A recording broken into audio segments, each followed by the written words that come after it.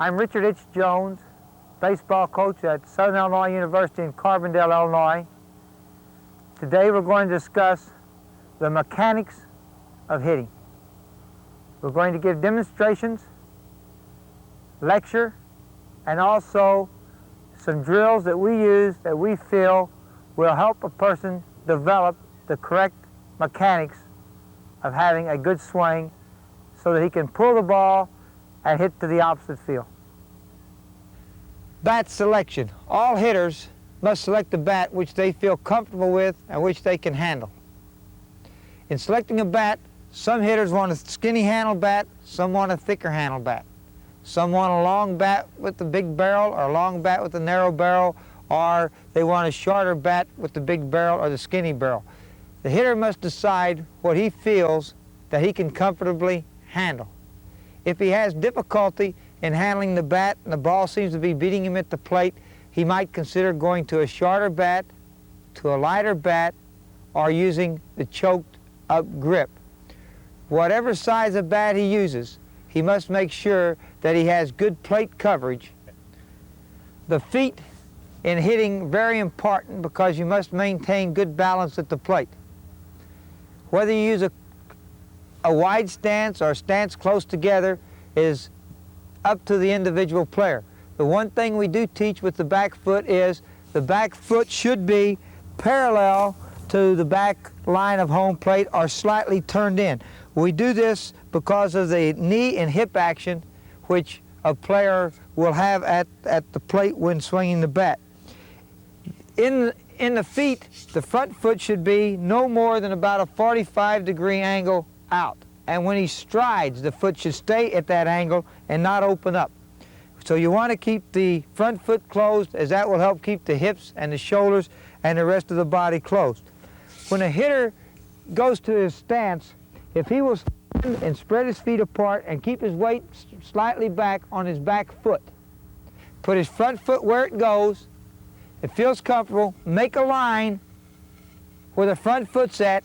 Now if he stands with his feet, say, wide apart, his stride's going to be about 6 inches past his front shoulder. So if he stands with his feet 5 inches wider than his front shoulder, he's probably going to take a 1-inch stride. If he were to pull his feet back close together and stride and still keep the same balance on the back, then the front foot will always end up in about the same spot. And every time a person strides in practice, you want to make sure that he is in that position. Now, as far as a correction in overstriding, which is a common fault, we call it lunging. Hitter strides too far, gets the center of gravity out. A couple of little things that we teach is that if you'll put something behind a person's knee or just hold him and put your hand on his front shoulder, have him stride and stay back so that the weight stays here, then he can correct that. This is bad in hitting. When you take a pitch, regardless if it's high or low, stay in a hitting position. Just teach the hitter to stride, stay in hitting position, and never get out of that position. And that will prevent him from looking at low pitches this way or high pitches in another manner, which takes him out of the hitting area.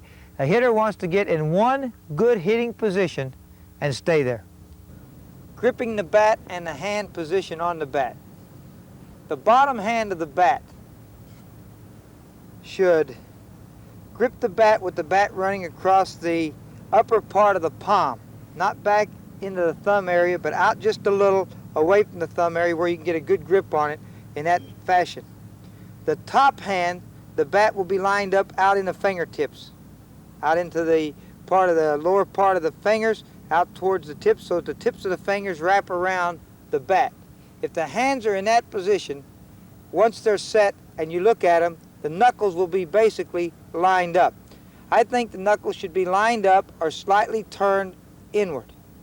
The reason that I like them lined up or just slightly turned inward is it puts your top hand in this position and you're able to generate that much wrist action out of the bat. If the bat is held in the back of the top hand and the hand wraps around it, now the hitter will not have any top hand action. All his top hand would be that much wrist action. We use as an example as if you were slapping someone. If I were slapping someone and my top hand was here, I'd have that much hand action. If my top hand were wrapped around the bat in this position, then I wouldn't have too much wrist action when I went to slap the other hand. Once the hands are set in that position and the bat is then put in a location where you want it, hitters often want to know, where do my hands go in relation to my back, shoulder, or different parts of my body? If the hitter makes a fist with his top hand, makes a fist with it, if he makes a fist and gets it in a position as if he's going to hit someone, they'll notice that the bicep touches the forearm.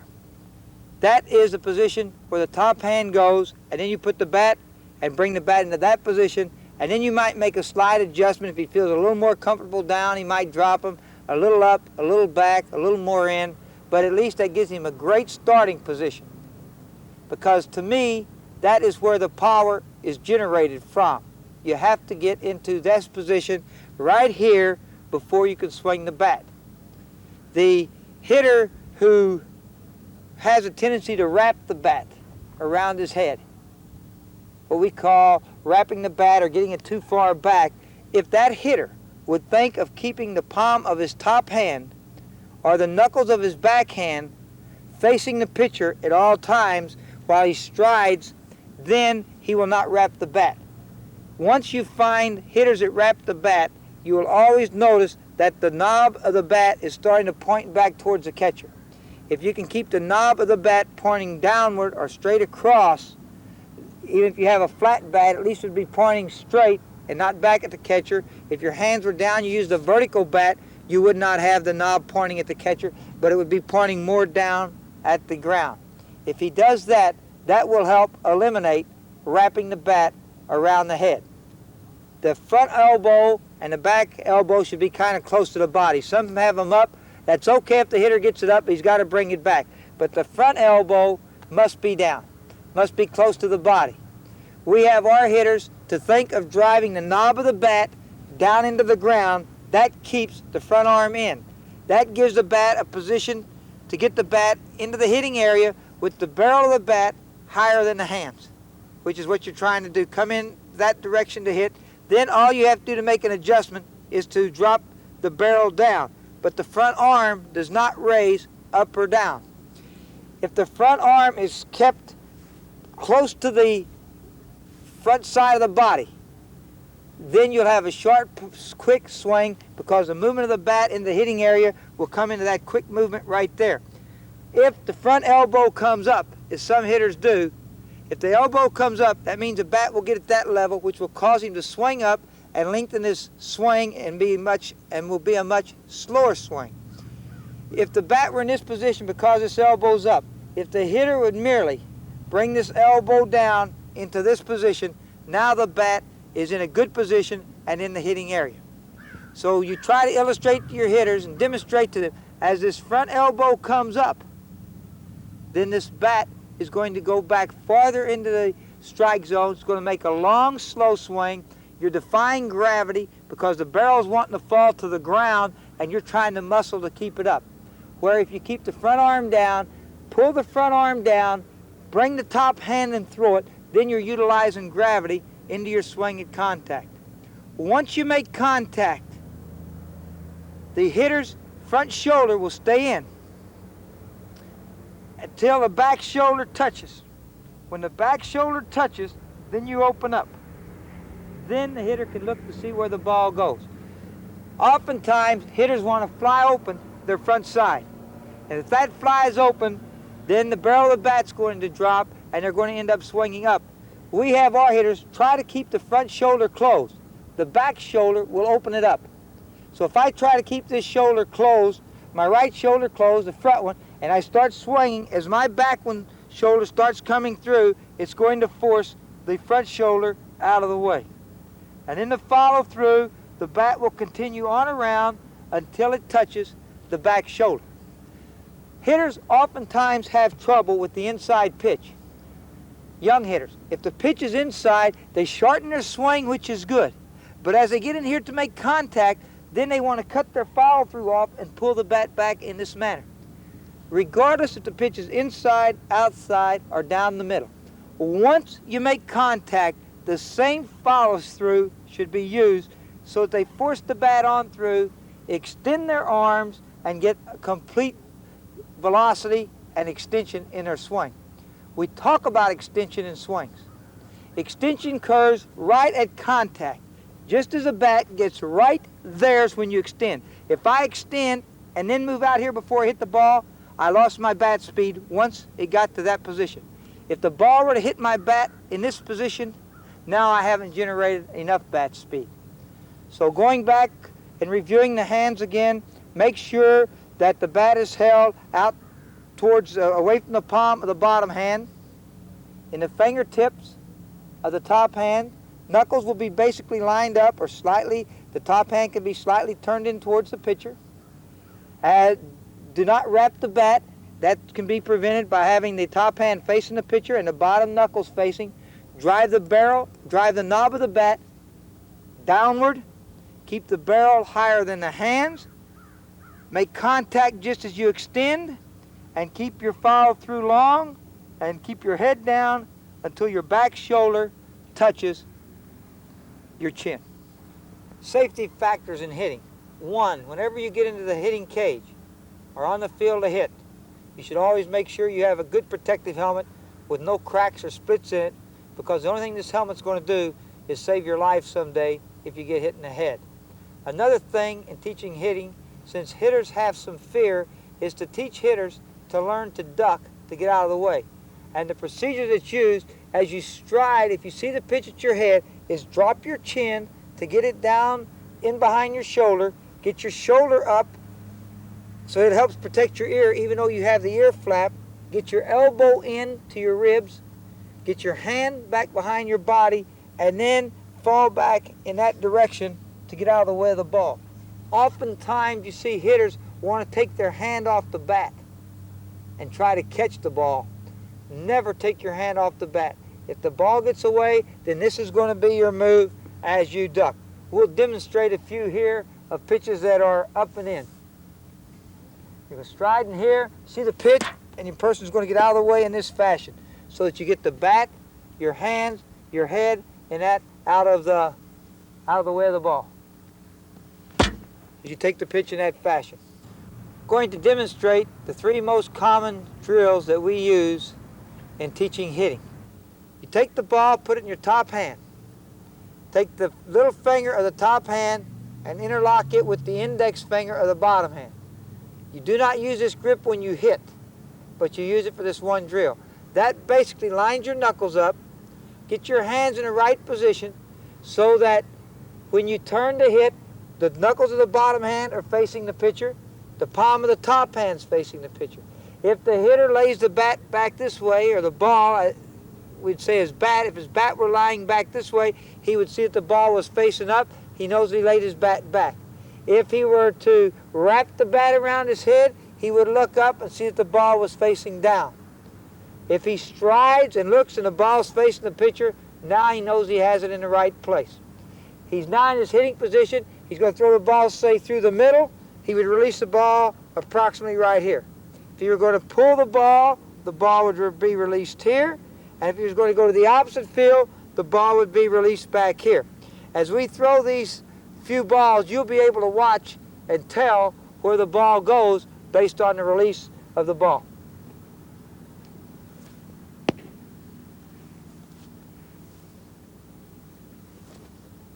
The good thing in this drill, the player can stick balls in his back pocket or wherever he wants. Another thing you can have him do is stride. That shows he's in hitting position. Hands are in the right place, and then release the ball. This time we're going to pull a few down the right field line. So now the ball should be released in this area out in front a little so the ball goes. The stride's the same. Everything's in. Front shoulders down, and then you release the ball, and that causes you to pull. And everything we've talked about, we're now doing. Stride, stay back, knuckles facing the pitcher, release the ball, head stays down over the plate until the back shoulder touches the chin.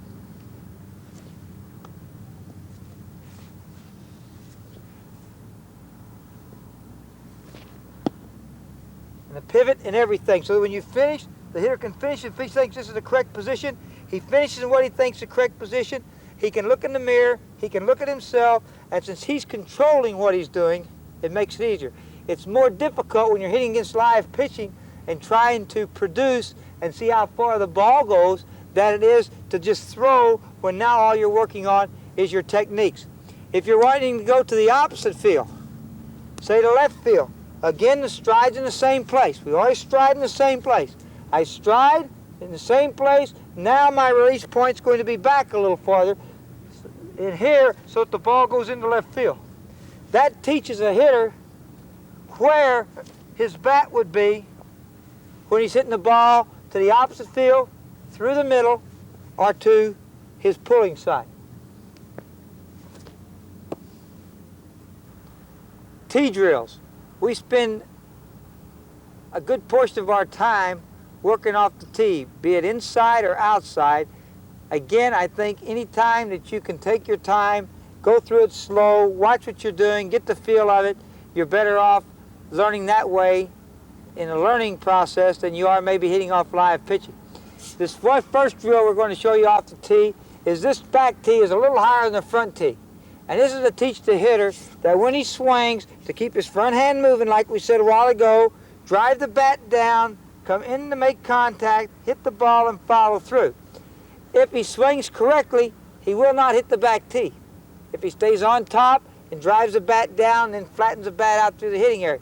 If the hitter has a tendency to lay the bat back in this manner or drop his hand and then swing, he's going to hit the tee. So the correct way of the tee would be as follows. Stride, see where the ball's at, and then hit the ball. And work on your follow through. Come down. If you nick this one, that's okay. At least it shows I'm coming down. If I nick it. And that way you stay down, and when you hit it, you see your eyes are still focused right over the ball as you made your swing. Again, stride and hit. Now, if the hitter makes a mistake and really drops his hands back, then you're going to see this. If the player drops and swings up, now he strides, he does this, he tries to hit the ball, and he hits the back tee instead. And that's what you're trying to avoid. And by using this type of drill, he gets an immediate feedback if he does it correctly or if he does it incorrectly. Another way that you can set up this drill is to take the tee and move this tee in where the inside corner's at. Leave this tee, the outside tee, move it out just a little. Now as the ball's there, as I hit, to show that my hands remain close to my body, as I stride and look, then I should come in here to hit, and it shows that my bat stays in close and doesn't get away from me, what some people call casting, so I cast my bat out and it gets way out here. So you can put the person in this position, put that tee on the outside a little, have him to stride, and it shows that his hands stay in, and he'd hit in this manner here. So that he would show that my hands don't go out there first, but they stay in. At the same time, if you're going to go to left field, you can take the same ball and put it there, showing that you hit the ball back a little. Then you can stride, keep in, and hit the ball into left field. And see exactly how you're hitting the ball off of the tee. Again, one thing that we emphasize a lot, so that the hitters don't lunge and get in the habit of doing this, we have them to stride, stay back, and then we tell them swing. They can no longer move their front foot. They get to move it one time. That's their stride. They stay in that position. We look at their bat and see if it's up. If it's wrapped, we can change it. We get the bat where we want, and then we say hit, and then the hitter just merely hits the ball and takes the same swing that he would take as if it were live pitching or if it was a game. Just slow him down a little so that he can concentrate on what he's doing. The other thing you can do on the tee, just to show the hitter that he always strides in the same place, you can move one tee to the outside corner of the plate and the other tee on the inside corner. And you put a ball on each tee. And this, you call it out to the hitter. This is 1, this is 2, or however you want to label them. The hitter strides. I'm right here. If the person says 1, the coach says 1, then the player's hands move away from his body and he makes contact with the outside pitch and drives it into left field. If he strides and the coach says 2, and it's the inside pitch in here, then the hands must stay in close to the body, and the person takes the inside pitch and tries to drive it into the opposite field. And by this drill, the coach can control what happens with his players. So if you have a player who's constantly striding and swinging at the same time, and he anticipates and he gets here with the bat, then he's in trouble. Because when you stride, and the stride goes forward, everything else must stay back. Young hitters have a tendency to stride and take everything with them. The more mature and the more knowledgeable hitters and your professionals stride and leave their hands back, and that keeps them in a position to hit. Why we like this drill is that we can control it as a coach, and we can talk to him and have him demonstrate whatever we want. Again, we're going to hit the right field. This is 1, this is 2. The person will stride, and he'll say 2, and the person will drive the ball in the right field. The next time the person will stride, and he says 1, and the person's hands go out of the way, and he hits the ball into left field. That is some drills that we use off the tee that we think have helped our players, and they can relate to what they're trying to do because it's right in front of them. And when you're inside, and maybe you only have one cage, and one player's hitting in a cage, you can have 3 or 4 tees around the outside of the cage with maybe one person hitting the inside pitches into the net, another person hitting the outside pitch, and maybe a coach calling off what you want him to do in the third situation. This way, players have an opportunity to swing the bat many times before they get into the hitting cage and be able to work on their techniques. The fungo drill. Since hitters are waiting for their turn to hit around home plate, rather than have them stand around, talk, and do nothing, we like to have them fungo to our infielders. One, it gives our infielders practice of fielding ground balls, or outfielders fly balls, whatever they're hitting, but it also gives a hitter an opportunity to get in a number of swings, which one will help toughen up his hands, also give him the feel of working on his techniques to hit. We line up as if the pitcher's always in front of us. We don't change. I'm going to pull the first 3 balls into right field, so for me to pull the ball, it's going to have to be slightly out in front of me. So the ball's out there, and I'm able to pull the ball. And I watch exactly what I do. If I'm swinging down, as we showed on the hitting tee, my swing will be here and the ball should be on the ground. And it's very easy to tell as a coach. If I'm the fungo hitter trying to hit ground balls as a second baseman, and I'm hitting fly balls at the outfield, then I know as a coach that he's doing it wrong, and the hitter himself knows he's doing it wrong because he sees the immediate result. Throw the ball up, stay back, ball comes down, and then you hit the ball. Those balls are pulled. The next few balls will be hit through the middle. Those balls were probably hit somewhere in that area there. The ball now that's going to be hit through the middle will be back a little, so that as the ball now is being thrown up, the hitter now will hit the ball right out in front of the plate, right over the middle of the plate to hit it through the middle. So there's a ball right through the pitcher's mound, because here you wait a little and you hit the ball back a little farther back than you do when you pull.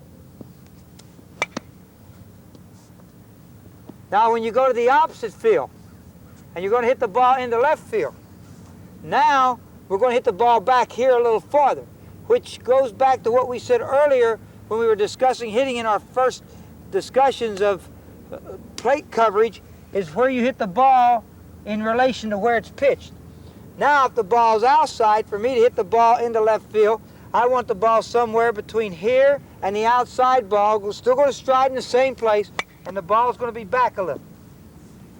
Back more over the plate so that I can hit the ball into left field with some power on it.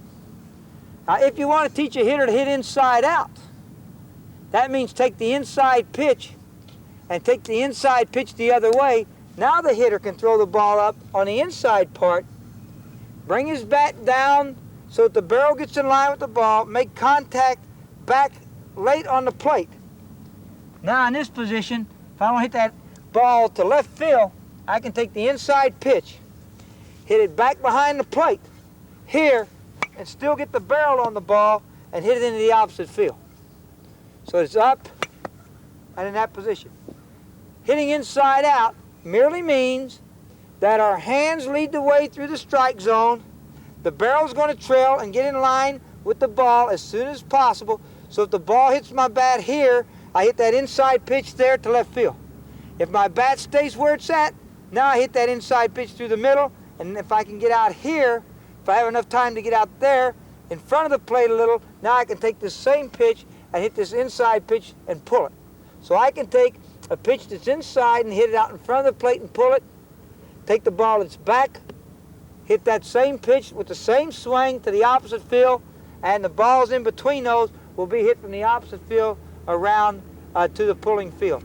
Again, this is a drill that you can use, that the players can get a lot of practice on, and especially if you have a person who happens to uppercut the ball some, and he's trying to hit ground balls, and he swings like that, then every time he hits it, and he hits the ball in the air, he's going to realize that this was his swing. Instead of driving the knob of the bat down, keeping the barrel higher in the hands, and hitting the ball and following through with a downward swing. Hitting. We're going to take some live swings and try to hit the ball wherever it's at in relation to the angle of attack. In other words, the ball's inside, I'm going to try to hit the ball out in here and pull it.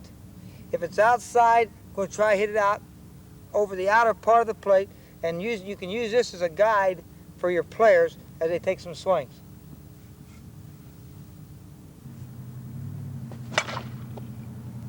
There's an inside pitch. The bat came down and caught the ball in good position.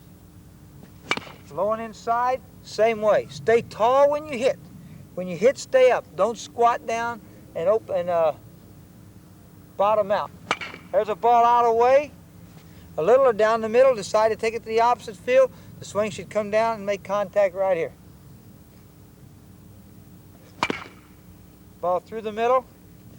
And here's a drill that we use too. Have them to stride early. Now they can't stride again. Now they just roll in here and make their swing. This teaches them that you don't need to stride to hit. That your weight's already back as it is now. Everything's back. And stay down over the ball when you hit.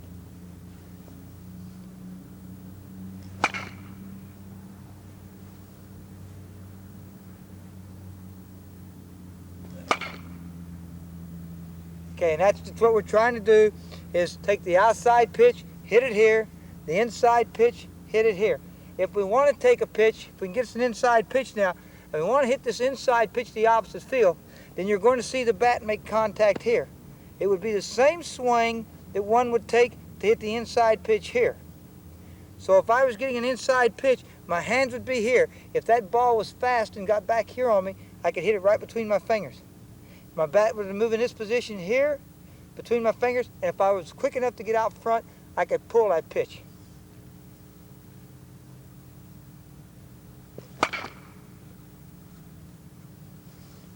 When you're called upon to sacrifice bunt, that means your team's usually within 1 or 2 runs of being ahead, or you're 1 or 2 runs behind.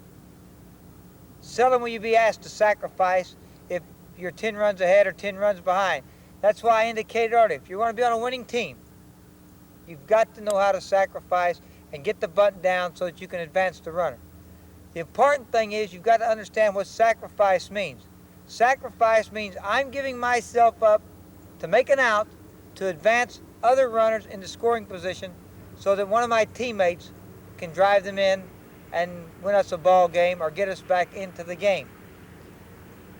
Teams that get ready for the World Series, the playoff games, if you talk to coaches there, will always tell you they spend time sacrifice bunting, because normally in those situations you're going to get into 2 or 3 ball games that are going to be decided by 1 run, so it's important that you spend time working on it and spend time seriously trying to get the bunt and the sacrifice where you want it. There's 2 ways that you can teach sacrifice bunting, or 2 ways that we teach.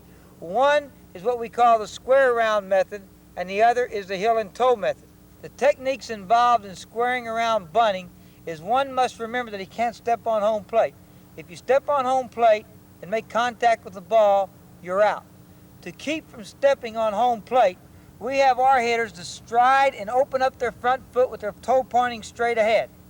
By stepping slightly in the bucket with their front foot, then the back foot will move straight up, which will prevent them and keep them from stepping on home plate. If I were to keep my feet in this position and just move my back foot, then I will step on home plate at contact. But as we indicated, by stepping out and moving into this position, then you will not get called out for stepping on the plate. The toes would both be facing straight ahead. The shoulders, if you're sacrificing down the first baseline, the shoulders will be slightly turned, as you can see as I put the bat here, that the bat angle is slightly to right field. If my shoulders are in that angle, then when I make contact with the ball, if I get my bat out in front of me, the ball will go to that side of the infield. When getting in position to bunt, we try to split the bat up into about 3 divisions. We leave 6 or 7 inches here at the bottom. We split our hands 6 or 7 inches here and give ourselves 8 or 9 inches out here to bunt with. When we come into position to bunt, as we make our move to bunt, we bring the bat in over the top so that the barrel stays above the hands. The barrel is higher than the hands, so the bat is at an angle. We line the bat up so we look directly over our top hand. That way, we can follow the ball, and that never moves. The only thing I do now is bend my knees and follow the ball, but my eyes never move. They stay over the top hand. The position of the hand, the top hand, and the position that it is facing is the direction that the ball will go. So I've just used the demonstration. I'm going to open my palm up. If my palm's there, facing in that angle, when the ball hits my bat, it's going to move to the right side of the infield. So I keep it that way when I bunt. And as I get into position, I put it in that position and don't play with it. A lot of hitters want to play with the bat. They move into this position and then try to adjust. Get it out in front.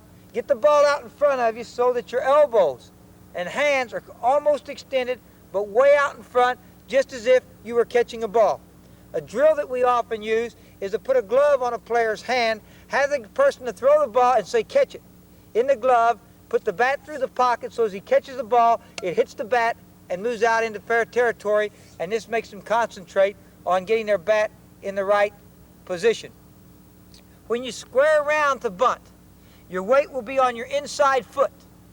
You will cover the outside corner first so that you're in this position. Now, if the ball's outside, I'm here, the ball will hit my bat and go to the right side. If the pitch happens to be inside towards my face, I merely just let my body slide over this way without moving my feet. That gets me off the plate and puts me in a position that I can bunt down and sacrifice down the first base line. In sacrificing, we have our players to try to sacrifice between the outside foot of the first baseman and his inside foot.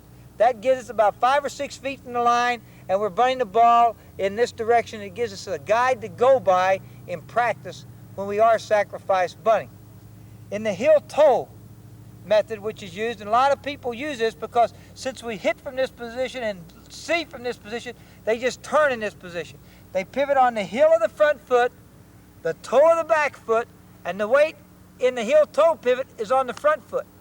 If you remember earlier we said, squaring around, it's on the inside foot, heel and toes on the outside. On the heel and toe method, the bat angle, the hand position, eye position, head position, everything is the same. The main difference is you only cover the inside half the plate. And if the ball's outside, to gain that other 6 inches, you take your inside foot, slide it over. And now you're in a position that you can handle the outside pitch. It's true that if you get in this position, the umpire can call you out, but it's difficult for him to see because your foot is in underneath the catcher, and most umpires are not going to call that if you don't step on home plate. And right-handers and left-handers, both must be able to sacrifice down both lines. When you go down the third base line, if you square around in this position, you may not want to turn as far.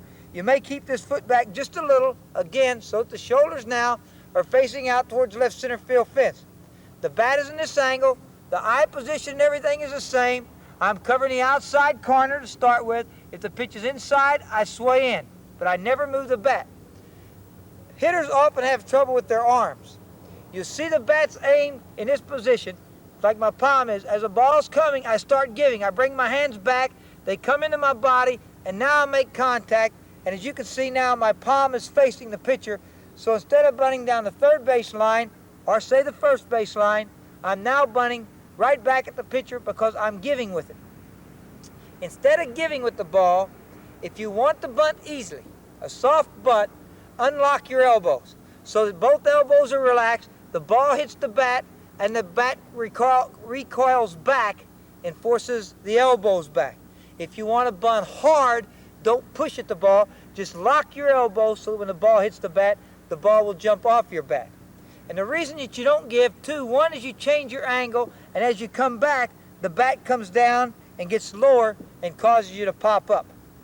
Down the third base line, when you go to bunt, if you heel and toe pivot, you're in this position again. You cover the inner half of the plate, the hands, top hands pointing. As the ball comes, if I want to bunt soft, my elbows are relaxed, the ball hits the bat and the bat comes back. Both hands together. If just the top hand comes back when you bunt, then that imparts a spin which causes the ball to spin counterclockwise and to go into foul territory. Where if the ball hits and both arms come back together, then the ball will rotate a 6 to 12 spin, regardless of which line you happen to be sacrificing down. We stress sacrifice bunting because there are days you don't hit well. And there's days you're going to have to win with 1 run or 2 runs, and it's important that you get someone in the scoring position so that some of your big hitters have the opportunity to drive them in. Bunting for a base hit. Starting with the left-hander, bunting for a base hit down the third baseline. Footwork is important. But the first thing that's important is the mental aspect. I've got to decide that the third baseman is back far enough that if I bunt this ball where I want it, I can beat it out. I'm not going to beat it out with the speed of my legs. I'm going to beat it out with the location of my bunt. The important thing is location, not running. When you start to bunt, if you stride and open up your front foot, if you're left-handed, open your front foot up, turn into this position. Again, same techniques that you use in sacrificing. I'm now in this position. The ball hits the bat, and then I come out towards the pitcher and then turn to go to first. Most bunters get in trouble because as the ball comes and starts to hit their bat, they do this. Now the ball hits the bat, and there's my hand facing in foul territory, so the ball goes into foul territory. Where if I will stride, come here, butt, and make this my step that keeps my shoulders and everything in, the ball will go out about 15 to 20 feet, and then I can turn and make my run to first base. That's the left-hander bunting for a base hit down the third baseline. If the left-hander is going to bunt for a base hit down the first baseline, we teach them to drag the ball past the pitcher to the dirt directly at the second baseman. Some schools and some coaches teach professionally to drag the ball down the first baseline. If you drag it down the line with you, you've got to be 3 or 4 feet ahead of the ball all the way to beat it out. By bunting at the second baseman, you don't have to be as accurate. If you get the ball by the pitcher, chances of beating it out are probably about 85%. Again, we use the same footwork. We open up, we come here. Difference is now we lock our elbows. We lock our elbows. As the ball starts to hit the bat, we don't push at it, we walk into it. We walk into the ball with our back foot aiming directly where we want the ball to go. That way my shoulders are lined up right at the second baseman, my bat's at the second baseman, I move at the second baseman, and the ball will go past the pitcher and in that direction. The problem often comes, the batter will get to here, now the ball comes, he suddenly thinks, I gotta beat it out with my speed. He makes this move.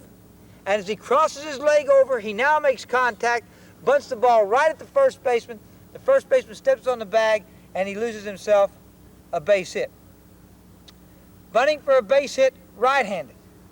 A little different than left-handed. If I'm going down the third baseline right-handed, again, I'm going to open my toe up a little, bring my barrel in high, come in over the top, get my top hand out. In my mind, I'm going to catch the ball right above my top hand. The ball hits the bat here. This is going to be my move in this direction again, towards second, not towards first, because if I start moving to first, I end up trying to bunt across my body. I don't want to do that. I've decided the third baseman is back far enough that if I put this ball where I want it, I got a base hit. So I come here, the pitch is thrown, I stride here, my bat comes into position this way, barrel coming in over the top, come out, catch the ball onto the bat. Elbows are not locked. They're very loose and relaxed so that I don't butt the ball too hard. The ball hits the bat will recoil back, and then I start my sprint to first base. Bunting for a base hit to the second baseman, I think, is a great play for right-handed hitters. Oftentimes, the second baseman plays up the middle and deep with no one on, leaves a big hole out through the second base area, which means I don't have to be quite as perfect in my bunt. As a pitch comes, again, I stride. I do the same thing that the left-hander does. I stride, I come here, I get my bat out in front, I lock my elbows, and as the ball starts to hit my bat, I step into it with my back foot. And my move as I start to run will be towards second base. After I get in this position, the ball hits the bat, then I can turn and start my run to first base. If I can get that ball past that pitcher, out into the dirt, close to the dirt, so that the second baseman has to field it, I'm going to beat out the majority of the bunts that I lay down. We all know that there are some games in which we don't hit very well.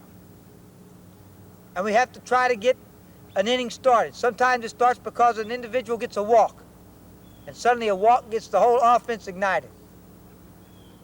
Sometimes it may take a bunt. A bunt's a great play because that means I got to bunt the ball, I get it fair, someone's got to pick it up on a dead run, make an off-balance throw, make a pretty good throw to first base, and if we're not hitting as a team, oftentimes the defense is playing deeper and kind of relaxed because the pitcher's dominating us, and suddenly we make a bunt, we beat it out for a base hit, the defense makes an error, and suddenly we start hitting the ball again, and we get ourselves back in the scoring column and put ourselves in a position that we might win a ball game. Fake, slash, and bunt. With the many different defensive alignments that your opponent might use in bunt situations, it's important that you have a means of changing off. And the fake, slash, and hit is a good way to change off. At our university, I do not try to outguess the other coach. We tell our bunter that when you square around the bunt, if you see the shortstop take off for third and the second baseman stand in second, you're going to bunt the first baseline, because we know that the pitcher now has got to cover the first baseline if the shortstop's going to third, because we know the third baseman's got third base.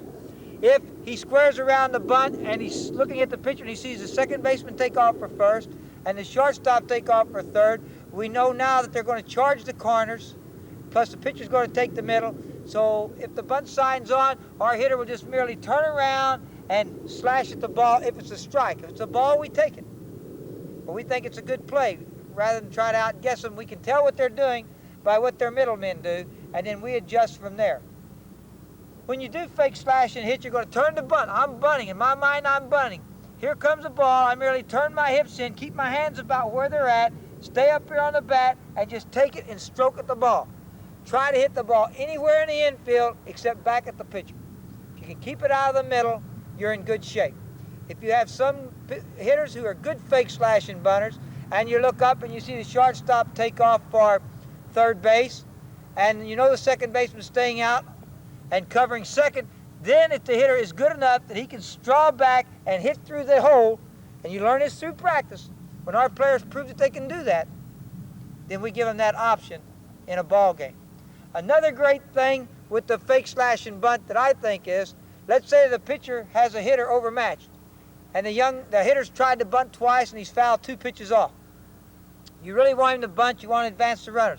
If he squares around and he fouls the ball back, he's out. But if he squares around and takes a slash at the ball and he fouls it, he gets to hit again.